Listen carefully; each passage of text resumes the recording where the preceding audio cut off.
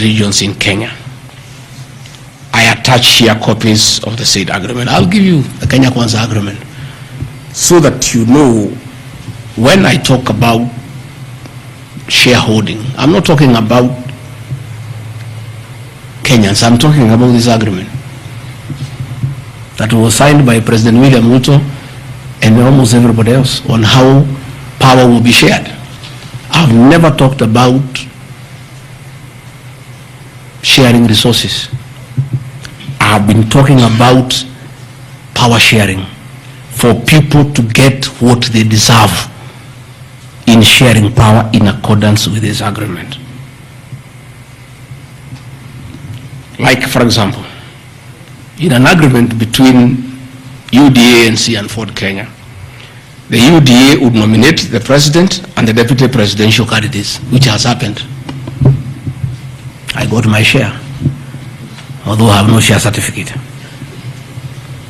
The president would guarantee the stature, dignity, financial and operational autonomy of those of the deputy president.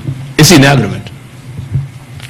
The office of the deputy president will be allowed specific duties identified at Article 21 of the agreement.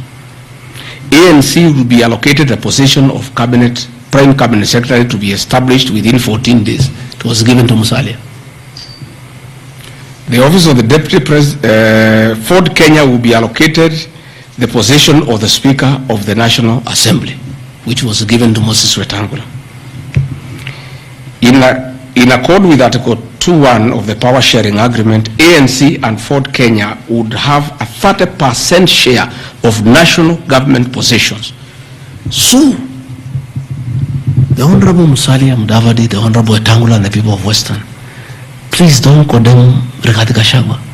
The agreement is here, defining your share in the government. It is not me. I did not sign this document. It was signed by Musalia, Wetangula, and President William Ruto. So when I say about this share thing in terms of positions, I've never talked about resources, about development. Although it is also here, is that regions bargained with the president for shares. Musalia Mudavadi and Moses Wetangula bargained for 30% of shares within the Kenya Kwanza government. Although they were also supposed to give us 70% of the vote, which they did not. Nevertheless, since they gave a certain vote, they are still entitled to some share one way or another. So it is not Rigathi Gachagua who said that a government is like a company. It is the agreement of the Kenya Kwanza, which I will be tabling in the National Assembly. It is not me. It went ahead to say it.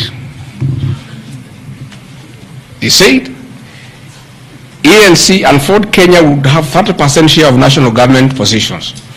That is cabinet secretaries, principal secretaries, high commissioners, ambassadors, diplomatic and consular representatives, chairpersons of state corporations, directors of state corporations, chairpersons and commissions of constitutional commissions, provided the 30% share is to be shared equally between the ANC and Ford Kenya.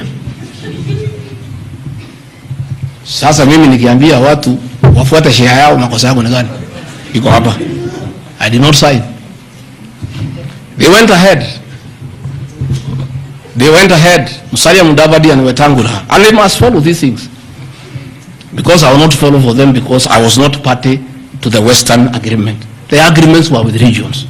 So when people say I'm dividing regions, I'm simply following the Kenya Kwanza agreement of the way it was debated. They went ahead and said, Article 22 of sharing agreement set out a list of priority projects which Kenya Kwanza would endeavor to fulfill in the ANC and Ford Kenya strongholds of Western Kenya between 2022 to 2027 on a priority basis. Musalia Mudavadi and Wetangula signed a package for Western Kenya. I've never had anybody call them tribalists, but they signed an agreement demanding for Western Kenya. They demanded, and it was agreed it will be done, completion of all incomplete or stored bitumen roads,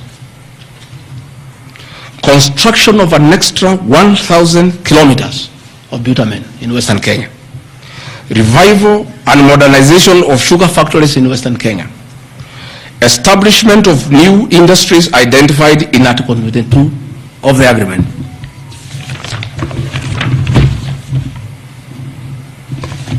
Ladies and gentlemen, this is the Kenya Kwanza agreement on shareholding. What crime has Gachagua committed to be impeached by saying what President William Ruto appended his signature to, with Musalia Mudavadi and Wetangula, who will preside over my impeachment? What crime has this man committed? The crime of this man is just being truthful, because people do not want these things to be known. That is the problem. People have a problem that I'm a truthful man. The people of Western Kenya has now known today what their leader signed with President William Ruto. It is upon them to demand their share as per this agreement. I did not sign this agreement. I will read the people who signed. But because I was present and I'm a truthful man, I fight for the people of Western Kenya. Power sharing agreement between Kenya Kwanza and PAR of Amason Kingi. I want to give 2 examples. Yeah? In accord with Article 8 of the agreement, PAR would be allocated the position of the Speaker of the Senate. He negotiated for himself. Let's be truthful. You brought this notion. We'll discuss.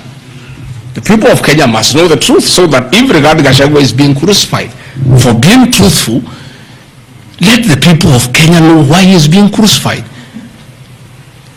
How can Moses Wetangula say I should be impeached because of saying people to get their shares, when he is a signatory to a share agreement with the president on what will go to Western Kenya, and then they accuse me of tribalism? They did not say anything should go to Central or Mount Kenya. They talked about Western. When I say something for Mountain, I'm a tribalist. King, he said, position of Speaker, you are Mepewa. Article 9A of the Power Sharing Agreement, PAR would nominate the candidate for appointment of 1 principal secretary when Kenya Kwanza came to power. Amepewa. For Article 9B, the Power Sharing Agreement, Kenya Kwanza and PAR would agree on what share of national government positions, cabinet secretaries, principal secretaries, high commissioners, ambassadors, diplomatic and consular representatives, chairpersons, state corporations, etc., etc. Power sharing agreement, that is a word, so that nobody should ever again in this country ever accuse me of talking of shares. It is not me. It is my boss, President William Ruto, who appended his signature with other leaders that Kenya is like a company of shares. It is not me. And he signed the agreements. Sharing Kenya is here, it's being shared. True or false? True or false? They have shared the Speaker, they have shared the Senate, they have shared Deputy President, they have shared the President. That's what I've been saying. And then I'm being told that I'm dividing the country along ethnic lines. I did not append this signature. I'm just being truthful. That is my crime. People want these things to be hidden so that they pretend to be nationalistic and say Gachagua is tribal. But the people who append these signatures are the ones who should explain why they were signing things for their regions only. Yet they say they are national leaders. Power sharing agreement between the Kenya Kwanza coalition on one part and the Communist Party nini. So,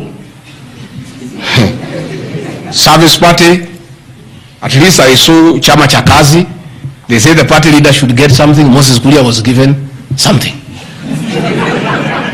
The Service Party of Mwangi Kujuri got nothing. You know? So, unajua sasa, ile shida iko Kenya hii ni ukora. And people not being truthful. The agreements are here. Like in a Communist Party, they have been making noise. They signed an agreement, they have not seen anybody. Yeah? So,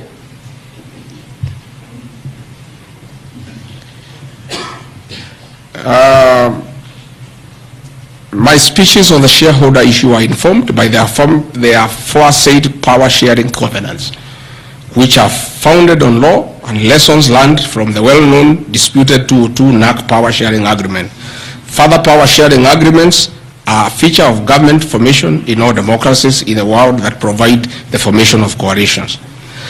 My pronouncements on the issue, properly understood, are not only anchored in law, but entirely harmless and incapable of being construed as a basis for ethnic animosity, a danger to national cohesion, or a threat to national unity.